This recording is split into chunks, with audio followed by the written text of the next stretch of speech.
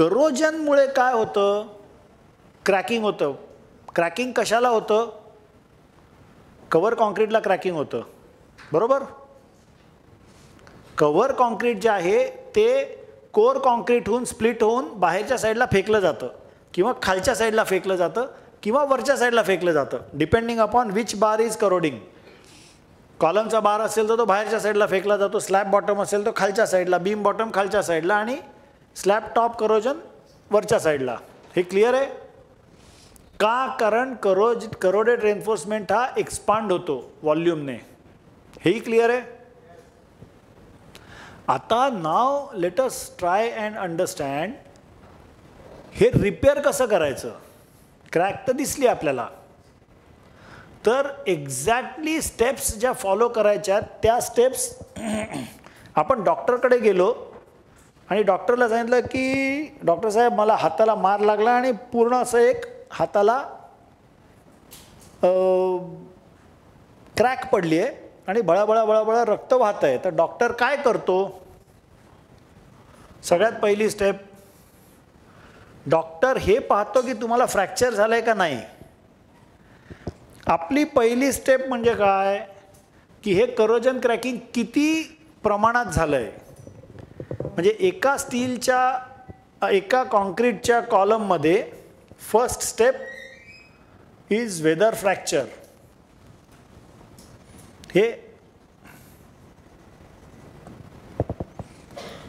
ह्याचं इक्विव्हॅलंट काय की how many bars are corroded in that member.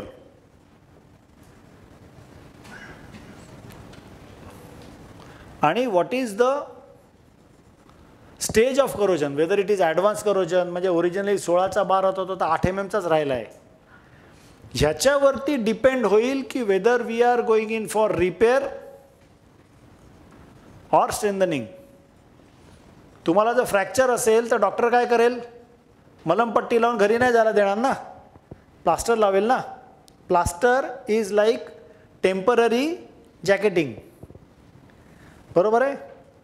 फक्त आपल्या हाताला ऑटोमॅटिक हार्ट जोडलं जातं अशी प्रोव्हिजन अजून कॉन्क्रीटमध्ये तरी नाही.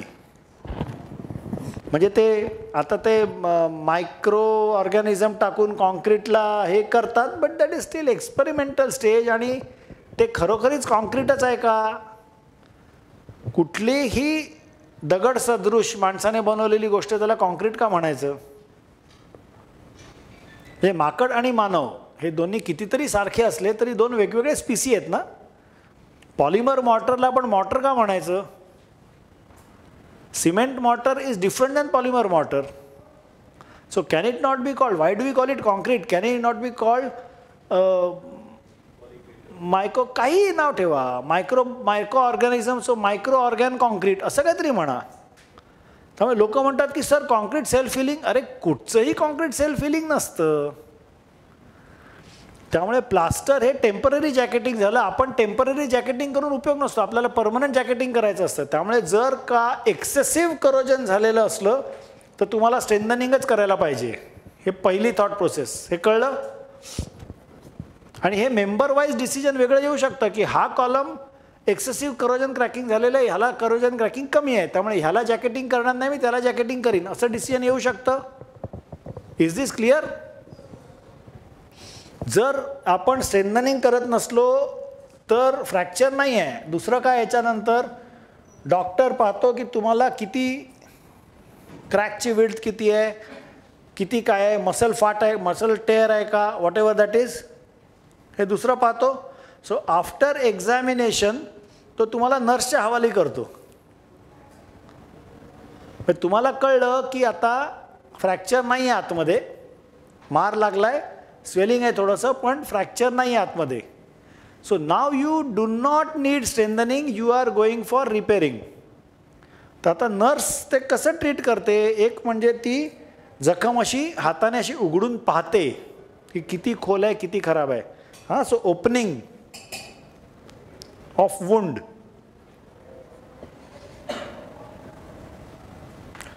आपणही इकडे एक्सपोजिंग रेन्फोर्समेंट ही पहिली स्टेप. म्हणजे ती जखमेचं रूट कॉज काय आहे? करोजन. त्यामुळे आपण एक्सपोज करतोय. क्लिअर? त्याच्यानंतर ती काय करते? Cleaning of wound. बरोबर आहे?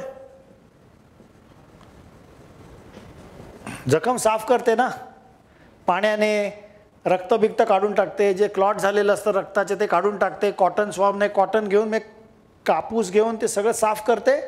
सो आपण सुद्धा after exposing reinforcement cleaning with wire brush. Same. त्याच्यानंतर ती काय करते? अँटीसेप्टिक लावते त्याला. आपणही करोजन ट्रीटमेंट करतो त्याला.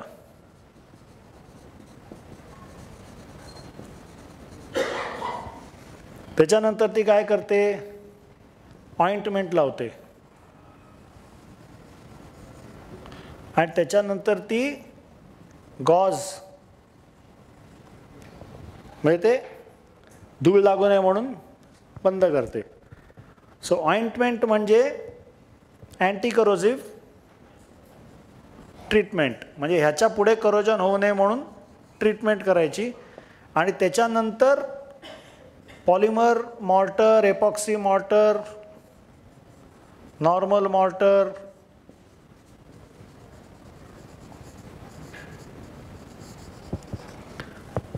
ह्याच्यातली एकतरी स्टेप मिस झाली आहे का? Exactly same way we treat the wound. तर ह्या केसमध्ये त्याने सळ्या ऑलरेडी एक्सपोज केल्या आहेत करोजन नंतर, आणि तिकडे तो जे त्याने नंतर मेकॅनिकल वायर ब्रशने तो हे संपूर्णपणे साफ करतो. मेकॅनिकल वायर ब्रश का? कारण मेकॅनिकल वायर ब्रश हा थोडासा जास्त फोर्स लावतो. हाताचे हँडहेल्ड वायर ब्रश पण असतात हाताने, म्हणजे तारेचे ब्रश, तार म्हणजे लोखंडी तारेचे ब्रश, कारण तुम्हाला लोखंड साफ करायचं आहे, लोखंडावरचं करोजन काढायचं. आणि करोजन हे अत्यंत हट्टी असतं, ते पॅरेंट मेटलला तितक्या सहजी सोडत नाही. त्यामुळे हँडहेल्ड वायर ब्रश तुम्ही वापरू शकता, पण तो माणूस संध्याकाळीपर्यंत दमतो ना. सो मेकॅनिकल वायर ब्रश वापरणं is a lot easier method and lot more effective. रेन्फोर्समेंटच्या मागच्या साईडला जाऊन करोजन काढणं हे मेकॅनिकल वायर ब्रशने सहज शक्य होतं, मॅन्युअल वायर ब्रशने कठीण होतं. कारण सळीच्या पुढच्या साईडला जसं करोजन होतं, थोड्याफार प्रमाणात मागच्या साईडलाही करोजन होतं. त्यामुळे ते संपूर्णपणे करोजन काढून जर नाही टाकलं तर ते करोजन वाढत जाऊ शकतं. त्यामुळे मेकॅनिकल वायर ब्रशने साफ केलं आणि त्याच्यानंतर ते जे आहे त्याला ही is applying anti corrosive paint, anti corrosive treatment. म्हणजे काय? अँटी करोजिव्ह ट्रीटमेंट म्हणजे these are predominantly acidic members. म्हणजे काय डायरेक्ट ॲसिड घेऊन लावायचं नाही आहे, but these are acidic chemicals ज्याने स्टीलचं इचिंग होतं, ज्याला पिकलिंग म्हणतात, की ज्याने स्टीलला राहिलेलं फाईन करोजनसुद्धा निघून जातं. ते झाल्यानंतर परत एकदा वायर ब्रश फिरवायचा, मग पाण्याने धुवायचं. का पाण्याने धुवायचं? कारण कॉन्क्रीट इज अल्कलाईन. ही सगळी प्रोसेस नाही लिहून घेतली तरी चालेल, लिहून घेतली तरी तुमची इच्छा. का धुवायचं ते लक्षात ठेवा, कारण ही प्रोसेस तुम्हाला कुठल्याही केमिकल मॅन्युफॅक्चररच्या कॅटलॉगमध्ये मिळेल. 2 मिनिटात येतो मी. हां 2 मिनिटात संपेल. सो वी विल सी की ती त्यामुळे प्रोसिजर लक्षात ठेवायची, प्रोसिजर समजून घ्या. पाण्याने का धुवायचं? कारण आपल्याला ते acidic traces of corrosion remover काढून टाकायचे. नंतर त्याच्यानंतर करोजन परत होऊ नये म्हणून पॉलिमरचा कोट मारायचा, पॉलिमर आणि सिमेंटचा. आणि त्याच्यानंतर पॉलिमर मॉर्टरने किंवा एपॉक्सी मॉर्टरने पॅक करायचं. क्लिअर ही प्रोसेस? आता गंमत कशी आहे, हा मिक्सर कोणी बघितला आहे का? इडली मिक्सर. हा ॲक्च्युली इडली मिक्सरच आहे, पण तो स्लाइटली मॉडिफाय केल्यामुळे तोच idli mixer slightly modified with a higher capacity motor, कारण इडली मिक्सरचं जे पीठ असतं ना ते सॉफ्ट असतं, पॉलिमर मॉटर मिक्स करायला ताकद लागते, त्यामुळे आपण जे वापरतोय हा मॉडिफाईड इडली मिक्सर आहे. बरं हा काय करतोय, he is using a vibrating tool. म्हणजे इनफॅक्ट सलूनमध्ये हेड मसाजर असतो बघा, तो काय करतो, तो न्हावी हातात ते हेड मसाजर लावतो आणि तुमच्या डोक्यावरनं हात फिरवतो, म्हणजे तुम्हाला मसाज होतो. Same head massager if you fix a plate you can use for compaction. कारण पॉलिमर मॉटर अत्यंत चिकट असतं, एपॉक्सी मॉटर त्याच्याहूनही चिकट असतं, पण त्याला जर कॉम्पॅक्शन नाही केलं तर त्याचं आतमध्ये हवा ट्रॅप होते. So it is extremely important to mix the polymer mortar properly and compact it properly. So हा मॉडिफाईड हेड मसाजर आहे किंवा मॉडिफाईड इडली मिक्सर आहे, हे जरूर वापरा पॉलिमर मॉटर करता. हे प्रोटेक्टिव्ह कोटिंगचे दुसरे, म्हणजे मी म्हणालो ना केमिकल ते काळ्या रंगाचं जे लावतोय हे ह्याच्या आधी लावायचं असतं. ॲक्च्युली हे जे ग्रे रंगाचं लावतोय दॅट इज प्रोटेक्टिव्ह कोटिंग आहे, त्याच्या आधी हे करोजन रिमूव्हर कोटिंग लावायचं आणि हे आतमध्ये बॉन्डिंग लेअर लावतोय. तो प्रोसिजर हीच स्टेप बाय स्टेप.